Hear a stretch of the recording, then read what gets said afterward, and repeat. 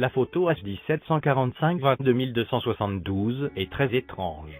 Dessus nous pouvons voir le module de commande, mais pas du tout le module de service, la partie cylindrique derrière le cône du module de commande, quoique le module de commande soit vu avec un fort biais. Ceci est une photocomposition qui montre ce module de service.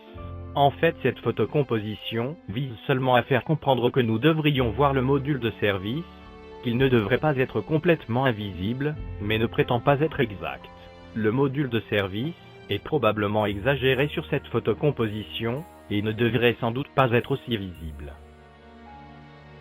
Toutefois, nous avons une base de comparaison, car nous voyons aussi le module de commande de biais sur une photo d'Apollo 14, H1466-9356, représenté sur la gauche de la vue stéréoscopique, et nous pouvons apercevoir le module de service dessus.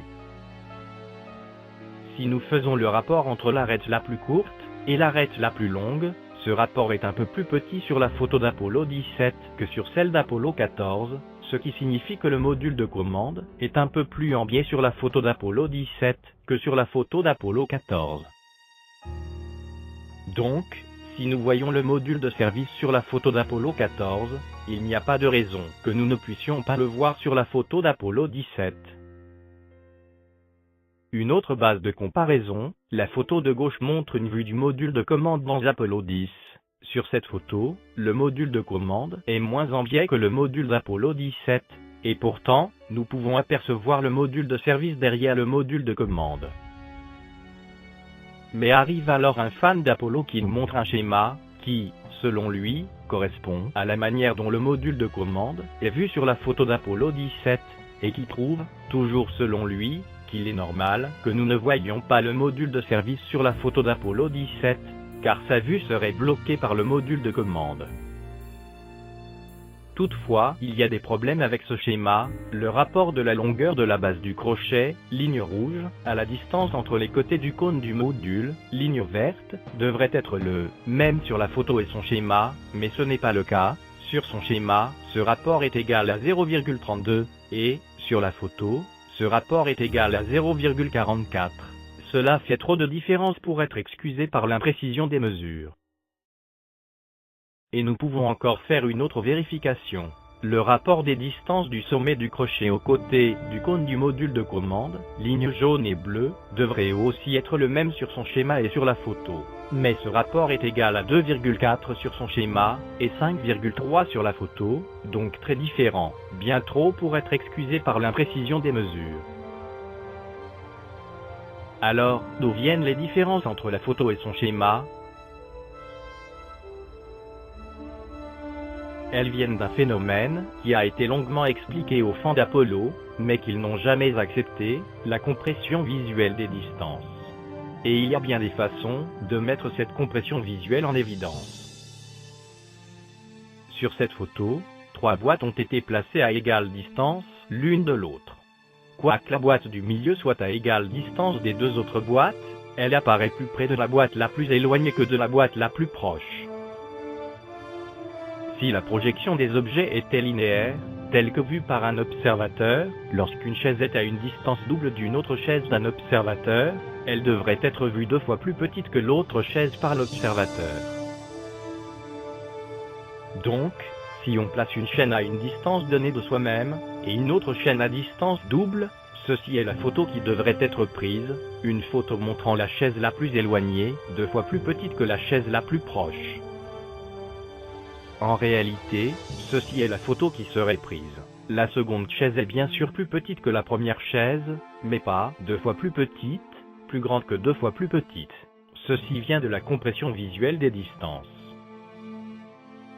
L'angle théorique sous lequel un objet de hauteur donnée, placé à une distance donnée, apparaît peut être calculé mathématiquement. Mais en réalité, les objets n'apparaissent pas vraiment sous leur angle trigonométrique théorique. Depuis la plaine, on peut voir les collines du Vercors, et elles apparaissent plus hautes que si on les voyait sous leur angle trigonométrique théorique. Ceci est une photo de Paris prise depuis le sommet de la tour Montparnasse, et sur laquelle nous pouvons voir la tour Eiffel.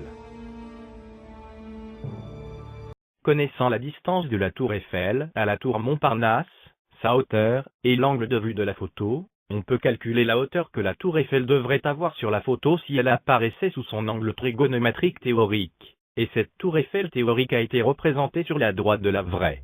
Et vous pouvez constater qu'elle est nettement plus petite que la tour Eiffel de la photo.